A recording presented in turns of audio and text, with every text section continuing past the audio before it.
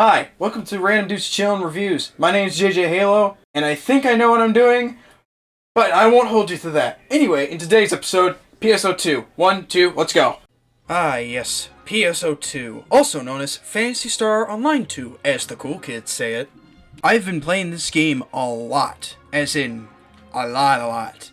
I have 250 hours in it, and I don't know if I should feel proud or kind of concerned for myself because I've played that long.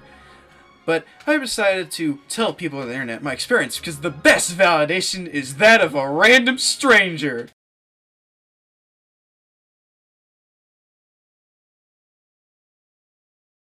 No, it's not. Either way, Phantasy Star is an RPG series on the good old SEGA Genesis, and SEGA wanted to make an online RPG thing for the Dreamcast. Because I never owned a Sega Dreamcast or have played the first Phantasy Star Online 1 and 2, I have generally no idea what I was getting myself into. All I knew was this was an MMO. I've barely played a full-on MMO before, so this would be an experience. But this game took 8 years to come to the US and many other places because servers, I guess? And due to that long wait time, we're getting 8 years of content in a span of a year. So why didn't I pick this up, like, immediately? Because it was on the Xbox One. Xbox One was a pretty good system, but running this game, it was a joke. So I got bored, hopped off it real quick. Then when the Steam release came, I hopped on it again, and stuck. So you start off like any other thing. You start by making characters. You pick from 4 races. Humans, Numens, who are basically just elves. Then we have Gundams, I mean cast, who are just robots. And then we got Doomans, basically edgelords, with horns on their heads. Picking a race is not that substantial, and most of the time it's barely any of a stat boost. So it's better off just to use these as more of a fashion game than anything else, and judging what character you want to pick. And then you head to the lobby, or, well, if you played the tutorial, you played the tutorial, then hit the lobby, and then hit literally everything at once.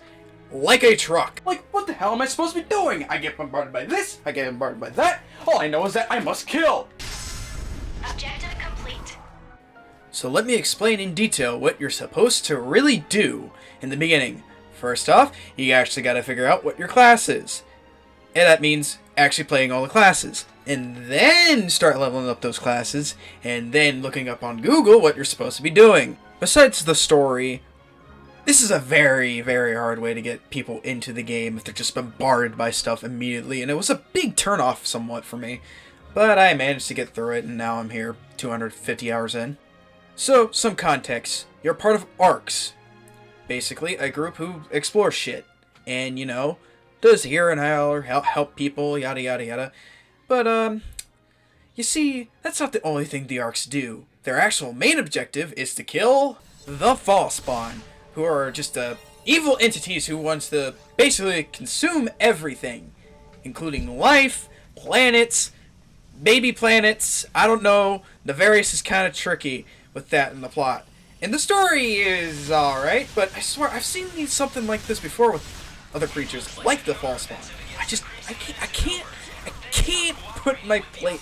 I just can't think of any other things that would do that.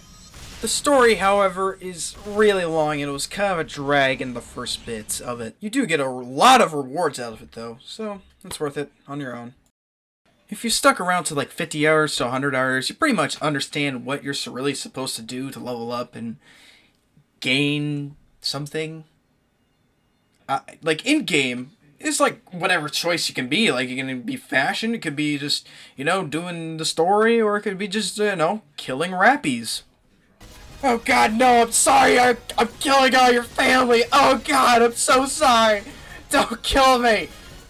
But this game has some stellar boss fights. Like, I've never seen so many, like, unique bosses, or bosses where I'm just being like, wow, this is actually happening, holy shit. You get your typical fare of bosses, you know, and you got, like, Dark Falls and all these other things, and then you gotta face a dragon, and then a god. But the best part? Oh, the best part? After all these years, we can finally sing the Amato! Wait a minute, why are we going to the cutscene? Wait, where does this music come from?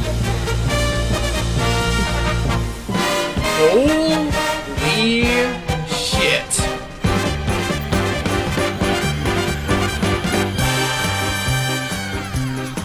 Salama 地球よ旅立つ船は宇宙戦艦ヤマト Mighty vessel!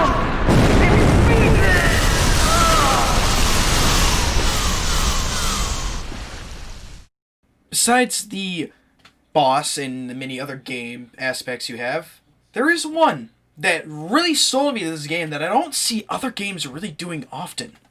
Concerts. This is where the community really just comes together and you get to see fashion, emotes at their full glory, weird costumes that you would never expect, and this is before the concert.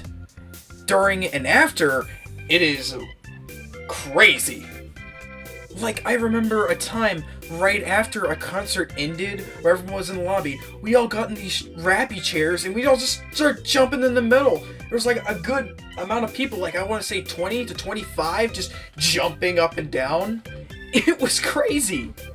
But the music, the music is really good. Though, if I had to pick a favorite, it would be Rare Arcs and Rare Drop Koi Koi from, I want to say it was from a summer event, but that's when it came in to us in the US, global area, and it's redoing it now, and I'm just like, yes! Yes! Hell, people just make random costumes, like the fish there. Like, what is he doing? It's just blocking the entire stage here. It's hilarious. Plus the rappy costumes and everything else. Oh my god, it's so funny and fun and oh, it's a blast. Like, okay, this is fine and all, but what about other things? What about collabs? There are so many collaborations in this game, ranging from Sonic the Hedgehog, Persona, Sakura Wars. Why would these fucking trees have to go to war? Even with collabs going on, it's just constantly changing and there's new ones all the time. Plus events that are like the Halloween. It's crazy. While I do enjoy this game, there are some major cons to it that I feel like I should address. There's been certain server issues that like taking down of shops, which, you know, expected. This is a free-to-play game, and then so we have microtransactions, and I won't complain about that too much because at the end of the day, SEGA needs to pay the bills. I can get why some things might be down, but the botting issue has been a constant problem, and do I even have to speak that the 2 weeks of the player shop just going down? Like, what the hell happened there? Due to these imperfections and the fact that this game is 8 years old technically, it's really good, and it held up considerably to this global release. With its vast amount of content, and more to come, including new gameplay experiences with PSO2 New Genesis, which is considered a new game, at least in my eyes, this is a banger deal of a free game. While yes, there's a premium system, a battle pass, and many other things, you can ignore that and have a solid experience through and through. I would still recommend you to play and try out this game. It is free, it is fun, I have 250 hours of my life wasted on it, and that's about it. So I'll see you next time. JJ Hell out. Hi everyone, I'm trying out something different, new, whatever you might call it. I don't know.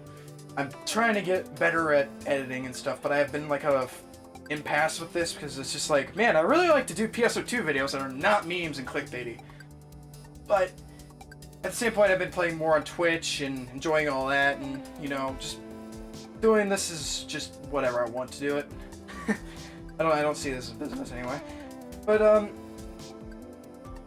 this is a new thing that's been like rewritten, reworked, redone 1,000 times for the last few months because I wanted to make videos about Phantasy 2 that aren't memey, and it's been weirdly successful. At least when it came to the meme. I mean, I bet that's just 100%. I just clickbaited and debated everyone, saying, "Oh, this is the actual fucking in-game." Ah, no! Gotcha! But in all seriousness, I'm trying out this review type shit because I felt it would be more fun to do, and it would get me more active in actually editing videos. The last few weeks, it's been like more of I never had friends to really do like the old style videos, just hanging out and just recording funny moments, you know. So I'm gonna try this review stuff, and if anyone likes it, let me know in the comments. You know, it's there for a reason. No one talks to me. But in all seriousness, I've made a Twitter. Just post whenever I'm doing changes, maybe whenever I'm actually streaming, maybe the actual time. Considering the only dates I actually do Twitch streaming is Monday and Wednesday. Because I've only confirmed those days. I have a weird schedules and stuff, and I wake up like at the crack of 2 p.m. Yeah, I should fix that, but I know my life is not gonna change that fact. But in the coming weeks I'll do some more things. I'll do some more reviews type styles, hopefully without taking 2 months to try and do. Maybe it'll be a lot more, and then maybe it'll be, I don't know, something good. Anyway, this has been JJ Halo, and drop a like, thanks, whatever the fuck you want to do. I'll see you next time. Peace.